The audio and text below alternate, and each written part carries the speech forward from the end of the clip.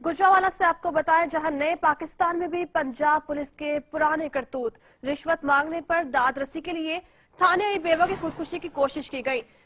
आपको बता रहे हैं, दूसरी मंजिल से छलांग लगाने वाली खातून को एहलकारों ने बचाया। 3 दिन से थाने के चक्कर लगा रही हूं, कोई मेरी बात नहीं सुनता, सुरैया बीबी का ये कहना है, जबकि थाने का मुहर्रर का कहना था कि पैसे दो फिर तुम्हारी मदद करूंगा। गुजरांवाला से आपको बता रहे हैं, जहां पुलिस के पुराने करतूत, रिश्वत मांगने पर दाद रसी के लिए आई बेवा की खुदकुशी की कोशिश की गई। दूसरी मंजिल से छलांग लगाने वाली खातून को एहलकारों ने बचाया। 3 दिन से थाने के चक्कर लगा रही हूं। तहसील मुकर हमारे साथ इस वक्त मौजूद हैं। तहसील मुकर, बताइएगा क्या वजह थी जो खातून के साथ इस तरह का सलूक किया जा रहा है? तहसील मुकर इस वक्त हमारे साथ मौजूद हैं। तहसील मुकर, बताइएगा क्या वजह है जो खातून के साथ इस तरह का सलूक किया जा रहा है? ये ऐसा है कि नए पाकिस्तान में पंजाब पुलिस के जो करतूत है वो ना बदल सके।